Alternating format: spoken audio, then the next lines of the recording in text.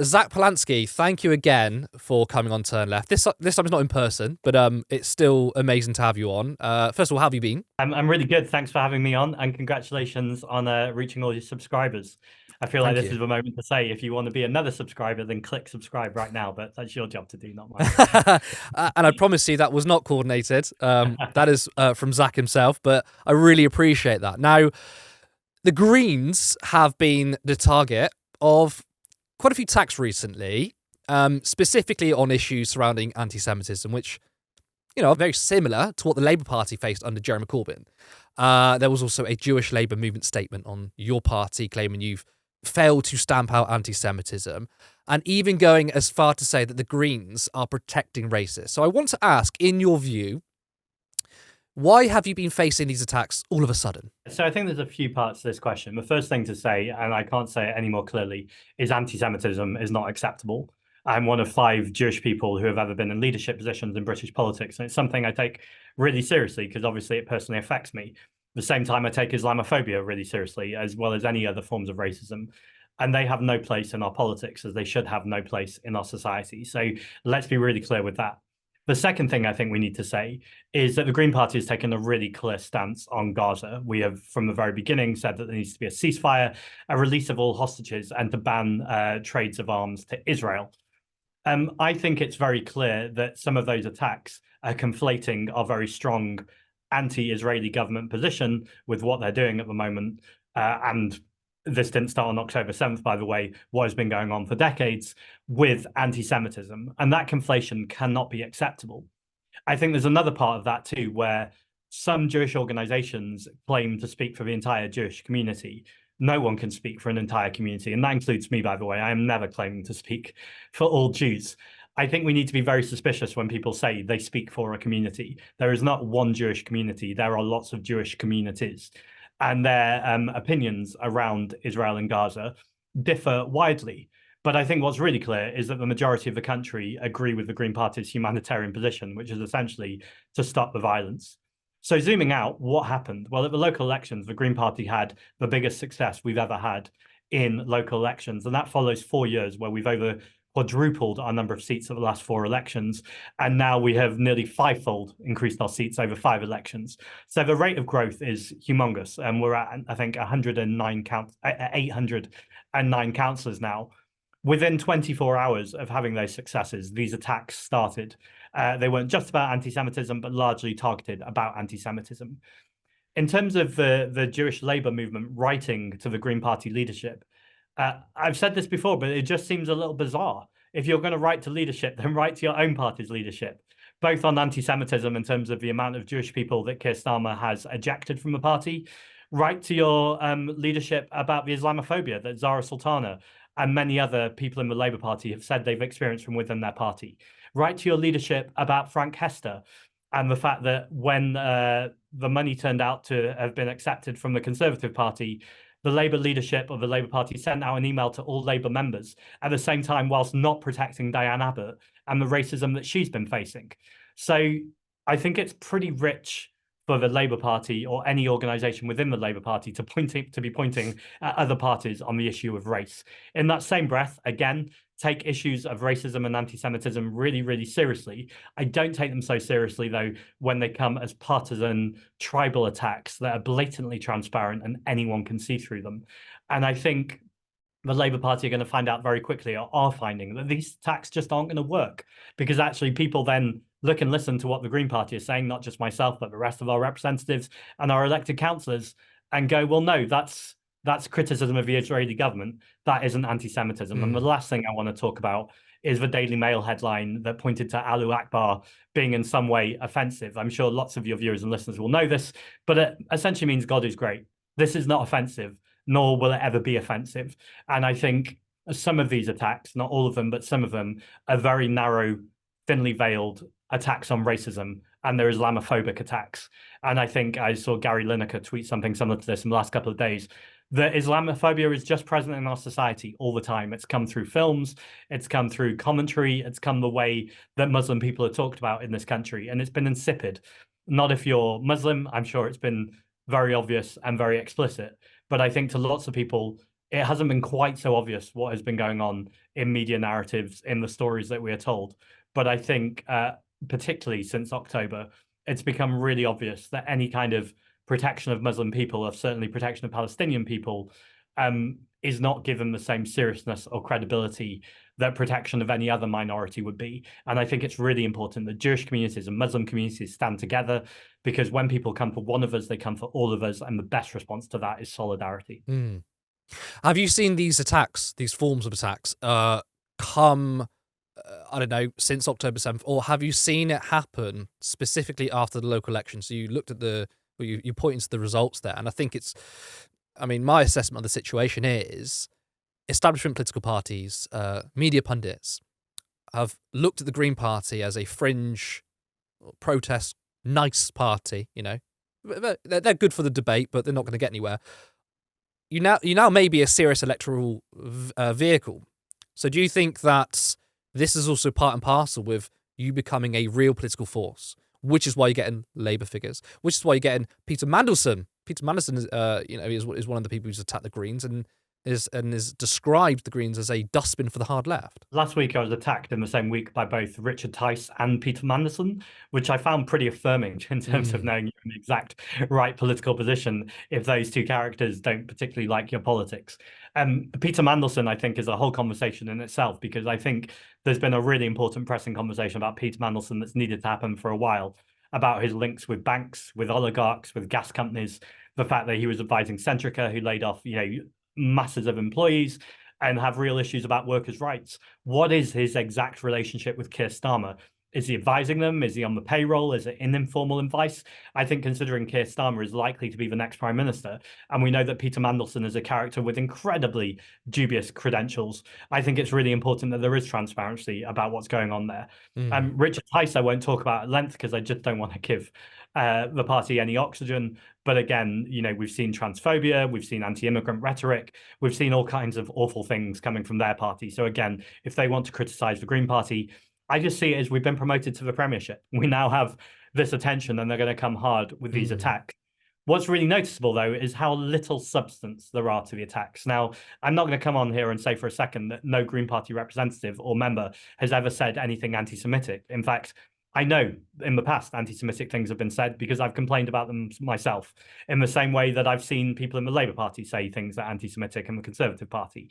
There's a problem with anti-Semitism because there's a problem with anti-Semitism and Islamophobia and other forms of racism in society, and so that's reflected in our political parties. But I just saw the Jewish Chronicle just before I came on this talk about the mounting green extremism.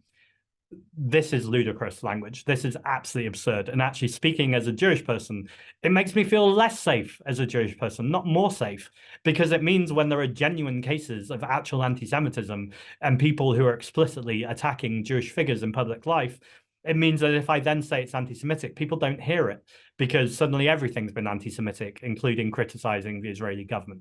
So I think this conflation is massively worrying, and it's concerning, because it ultimately degrades us all, and it brings down our political discourse. And also weaponization of all of this discourse means that we can't have proper concrete conversations about the things that we are talking about.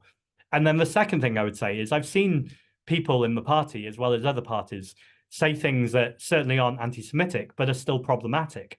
But what I would say is politicians say problematic things all the time. That does not mean it's okay, but the demand for instant expulsion, or the demand for instant sanctions about someone saying something problematic, then I would definitely say look at the Labour Party, because pretty much an hour doesn't go by where an elected MP does not say something that I find problematic. That's part of political discourse. Again, if it falls into anti-Semitism, that's not acceptable. If it falls into problematic discourse, then let's have that conversation about why it's problematic, and let's do it in a way that values democracy and debate, rather than this constant kind of, they say they don't like cancel culture, but every single second they're trying to cancel someone for something that they say is anti-Semitic when it really is. I have to say that's a really refreshing answer. Seldom would you find a politician that says something as grown up as that, which is that, look, there are millions of people in this country, there are hundreds of thousands of people who are involved in the political process.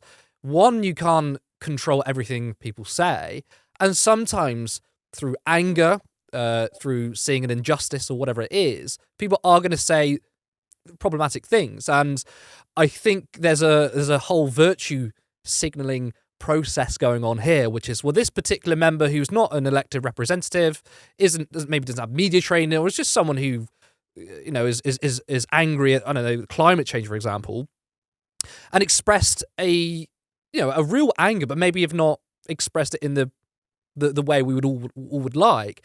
And I think a lot of people say, well, this is a representative of a political party.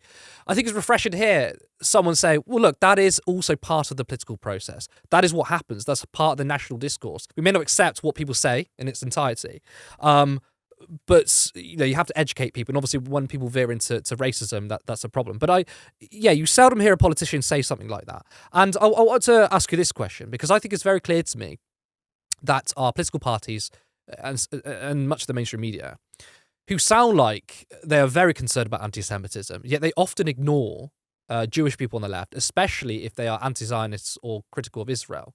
Would you agree with that statement? Yeah, without a doubt. And I think it's incredibly frustrating, not just for me, but other progressive Jews, that there is a critical mass of us. There's lots of Jewish voices who don't agree with the Israeli government and are highly critical of the Israeli government. And very often it's almost like we are considered not quite the right type of Jews or not Jewish enough.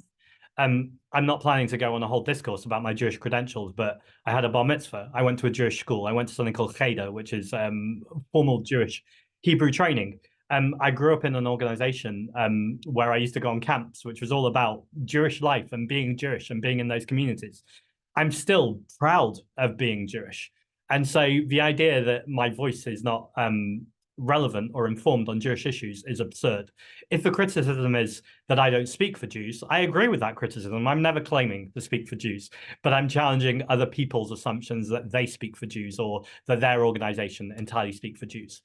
The second thing I would say, and this is kind of on the other side of the argument, is that you have people saying that the anti-Semitic crisis it's a scam, or they use hashtags, it's a scam. I also find that problematic because actually, as I've said earlier in this call, I've seen anti-Semitism. Anti-Semitism exists. Now, I know if we get into the nuance of the conversation, they were saying it's a scam in terms of it was a weaponized, amplified campaign to bring down Jeremy Corbyn or to bring down progressive voices on the left, and is used to silence criticism of Israel. And I think some or all of those things can be true, but it also doesn't make anti-Semitism a scam. And so I think when we use the word scam with anti-Semitism, what could be a nuanced position is lost in that nuance, because it sounds like what you're saying is that these things don't exist. And I think that's also an unhelpful position. So as with so many things around race, ethnicity, religion, there are complex moving parts here. And I think it's really important that Jewish voices, as well as Muslim voices, when we're talking about Islamophobia, or the Palestinians, along with, of course, not every Palestinian is Muslim, but all people involved within that, whatever their ethnicity or religion is. But ultimately, the voices of the people affected, of the people being marginalized, are amplified and are included in the conversation, rather than voices trying to control the narrative or control the discourse. I agree. Now, you've actually faced some personal attacks. You posted a DM between yourself and PR consultant Levi Shapiro. And in his message, he said, I quote, "Claiming to be Jewish is easy, but the reality is you're associated with some people, the worst and vile terrorist sympathizers in the UK, people who are banned, and your radical leftist views thinks it's okay. Shame on you. Nobody considers you Jewish and nobody takes you seriously." I just want to say, that's, of course, you're a Jewish man. That's really quite nasty, isn't it? But it's also a very poisonous conversation surrounding that, because you said at the beginning of this interview that you're not one person that speaks for the entire community. There are a diverse range of opinions. But what I feel to me is when maybe the Labour Party or people in the media kind of platform some views within the Jewish community and others, I feel like that's more harmful to anti-Semitism. I hope you know me well enough to know I'm not dodging the question, but what I would say is sometimes I'm asked questions about like my personal hurt about being called anti-Semitic, not being considered a Jew. And I just always want to move that conversation onto the fact that thousands of Palestinians are dying and are being murdered and massacred. And I think we always need to center their grief and their hurt. So although, yes, I think it's totally unacceptable that I get these messages and that people are trying to de-Jew me, for want of a better phrase, it's nothing in comparison to what is happening to the Palestinians, and what is happening to people who are experiencing genuine anti-Semitism too, which I'm not equating those two things. One is being hurt and offended, and one is being massacred. Clearly, being massacred is a lot more serious, but we still need to take racism really seriously too. I'm a politician. I'm elected. I wouldn't say I signed up for abuse. I definitely didn't do that, but I just think my personal feelings about it, I just kind of have to get on with it. I'd rather they didn't do it, but I also accept that sadly in 2024, it's become part of the job. I think there is another conversation though about why lots of young people, and particularly women, and particularly women from marginalized groups, aren't getting involved in politics. It's because exactly you get this kind of abuse. And so it's a really good point. I think that's a conversation to have as well, but I'm personally fine. I think there's been this pervasive idea in the media that Corbyn supporters or Corbynites are a rabble bunch, and they tried their hand at entryism into the Labour Party. Now most of them are gone, and their next venture is in the Greens. And I think, first of all, there's something quite dehumanising about that sort of language, because I've seen some describe them as parasites. What do you think when you hear the pundit class exclaim that the Greens are being taken over by disgruntled hard-left Corbyn supporters? Well, I think a few things. I think the first thing is this: every single local election, there is an article, or I go on for an interview where the interviewer tries to claim that there's been this sudden surge in Green Party support when we have just won lots of seats. But they try and claim it as if it's just happened overnight, and it must almost be a surprise to me. I think the pinnacle of this was last year. I went on Politics Live, and Joe Copeland gave me what I would say was a pretty absurd interview. And then after I left, she turned to the rest of the panel and said, "He seems pretty chipper, doesn't he?" And I'm like, we just won all of these seats, and we just had this huge kind of local election where it was very obvious we're about to win all of these seats. And it would have been obvious to the mainstream media too if they platformed us or bothered to have a conversation with us. But because we're so often shut out of these conversations, it seems to come round as a surprise to them. But it's increasingly an annual surprise where they go, "Oh, this is a surprise." The other thing they try and do is always label it as a protest vote. Now, I don't mind the framing a protest vote in a way, because I just think there's a lot to protest about. If you want to protest about what people call the cost of living crisis, but is really an inequality crisis, because the richest in society are richer than ever before, whilst people are struggling to heat their homes and feed their kids. But the Labour Party and Conservative Party are in the exact same place where they won't even tax wealth more. Then and you want to protest, and your protest is with the Green Party, I would say that's not a protest anymore. That is a legitimate, over a period of time, you are rejecting the establishment parties, those two old parties, and you're saying you want something different. But I think there's something much more important here too, which is framing solidarity with the Palestinian cause as being hard left or as being extremist, whereas actually we know the majority of people in this country want to see a ceasefire. Now, even if the majority of people in this country didn't want to see a ceasefire, I would still call for that position because it's the right and principled position. But that right and principled position, because it's common sense, also happens to align with where the popular position is. When people say they want to nationalize water, our energy companies, our public services, that's not a hard left position. That's where the majority of the country is, because they see their water bills going up, whilst Thames Water are literally incentivized to put crap in our rivers. And then they go, it's common sense, they should be nationalized. When people say they think that people should have workers' rights, that they should be paid properly, that they should get sick leave, that they should be treated with dignity and humanity, that's not a radical left position. That is literally common sense. Now, that's not saying I'm not opposed to radical left positions. I think some of those positions, let's have a conversation about, and let's get into mainstream discourse, because I think it's probably where the majority of the country are at. What we also know is first past the post for a long time has meant the window of what's acceptable to talk about has become so narrow that we've ended up in a position where the Labour Party and the Conservative Party are pretty much in the exact same place. We have Keir Starmer, who supports a two-child benefit cap, which, by the way, poverty experts say is the single one thing keeping children in poverty. We have Keir Starmer saying that he wants to stop the boats, not because it's inhumane, but because it's inefficient. We have Keir Starmer supporting what are essentially transphobic positions under the guise, different terminology, different words, different ways of having the conversation, but when you dig down, it is still transphobia. So we have two parties who are in the same position on these, what I would say are quite right-wing positions. So if people want to call it hard left, they can keep calling names, or they can keep trying to delegitimize the Green Party. But actually, we've seen time and time again, when people hear our policies, when they know our policies, they want to vote Green. And when they have elected Greens, what we've seen at all the last elections is they want more Greens. The challenge now is to take those more Greens and make them into national Green MPs.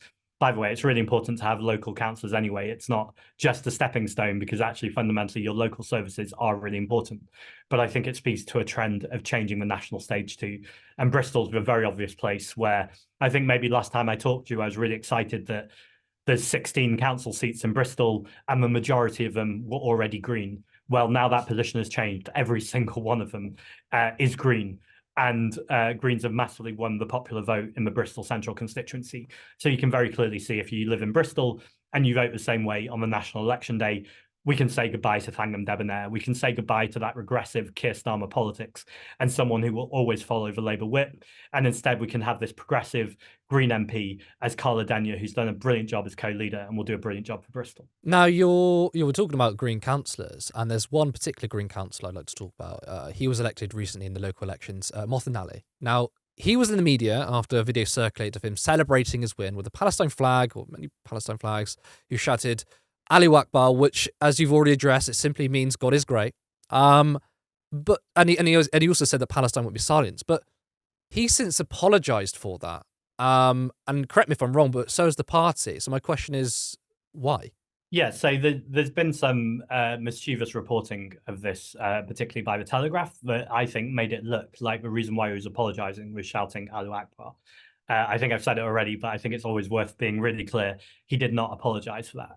What he did apologise for is, while the October 7th, what can be described as a terrorist attack was happening, he described it as a legitimate fight back.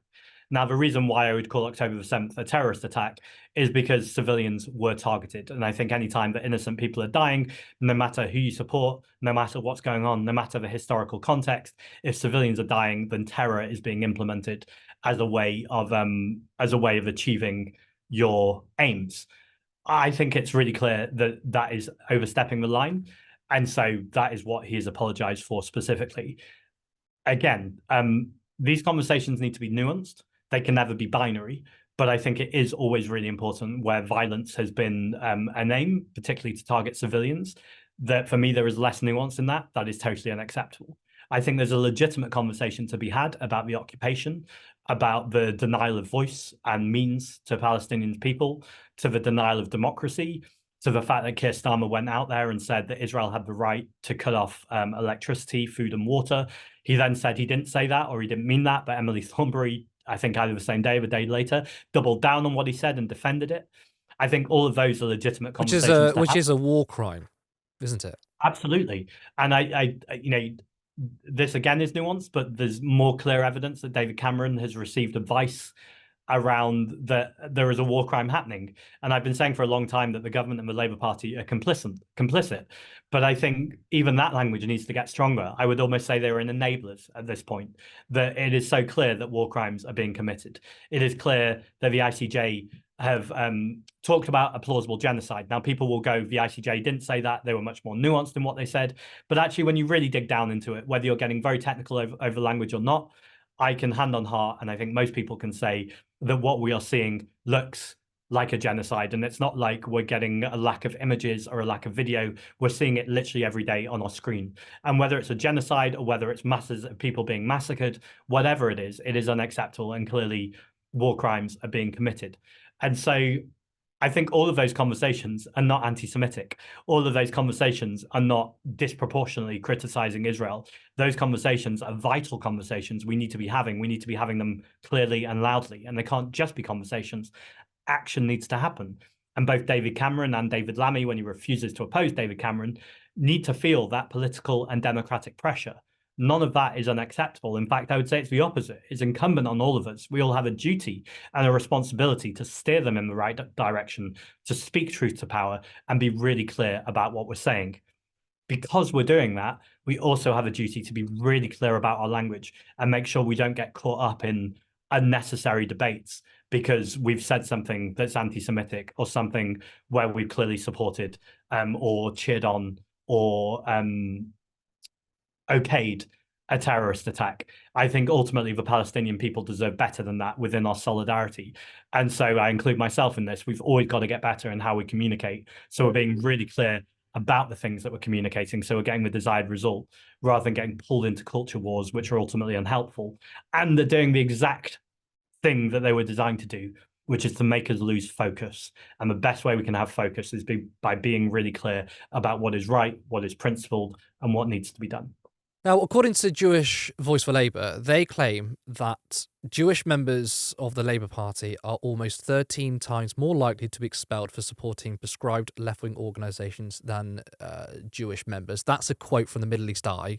And recently, a Jewish Labour councillor, Martin Abrams, was kicked out of the party for supporting a ceasefire. So a lot of the questions have been aimed at, smaller parties like the Greens. But I ask you, do you think that Starmer's Labour has a big problem with anti-Semitism? I'm always careful not to talk about other parties or to kind of talk about their internal affairs, partly because of the exact criticism I've put on the Labour Party in this conversation about their internal lobbying movements, writing letters to the Green leadership, seeming absolutely absurd. So I'm not going to comment specifically about the Labour Party and anti-Semitism, but what I would say is that we only need to look at the Ford report or the experiences of MPs within the Labour Party who have spoken out about racism of all kinds in the Labour Party. Again, to be fair to the Labour Party, racism will exist in the Labour Party because racism exists in our society and people are imperfect. And sometimes they will be explicit racists and they need to not be in political parties. And I would say a lot more of the time people will be uneducated or uninformed or unnuanced. And then I would argue they don't need to be kicked out of parties, but there needs to be training, support, conversation, dialogue, political discourse that needs to happen. All of those conversations are issues for the Labour Party to worry about within the Labour Party and for me and the Green leadership to worry about within the Green Party. And I think it's best that people get their own houses in order rather than throw political bombs or political stones at each other. Could we see potentially Zack Polanski standing as a member of Parliament? It's not Is that a possibility? It will definitely happen in the future. Only not happening at this election because I'm really, really committed to seeing Carla Denyer get elected in Bristol Central, Adrian Ramsey in Waveney Valley, Ellie Chowns in North Herefordshire, and Sean Berry in Brighton Pavilion. Throwing my own hat in the ring at this point when the general election could be happening at any time means I won't have built up that campaign with residents that really, really needs to happen. Those 4 campaigns have been going on for a long time and I want to see them over the line. But absolutely in the future, I'd certainly love to be a member of Parliament. I do want to say, though, I genuinely love my role as being a member of the London Assembly. It's an incredible role where I get to represent Londoners on a daily basis about lots of issues. And I can point to lots of places where I've changed London policy. I'm really happy about that. And also my own relationship with Sadiq Khan, where I decided on day one not to oppose him for opposition's sake, because actually there's a lot I agree with Sadiq Khan on. And fair play to Sadiq Khan, he was one of the first national politicians, along with the Green Party, to call for a ceasefire in Gaza. He's been pretty good as well on talking about the climate emergency. Where he's really let us down, though, is he's wearing a green suit. He's talking about the climate emergency. He's talking about a lot of those green issues, but actually there's a lot of action missing and there's huge gaps in his plan. So I've just been re-elected in London, and over the next 4 years, I'm really going to be pushing Sadiq on where those gaps are in his plans to make sure that ultimately London is a global leader on tackling the climate crisis, and also making sure that social justice is at the heart of that, because there's no environmental justice without racial, social, and economic justice too. Zack, thank you. Really enjoyed it again. Thank you.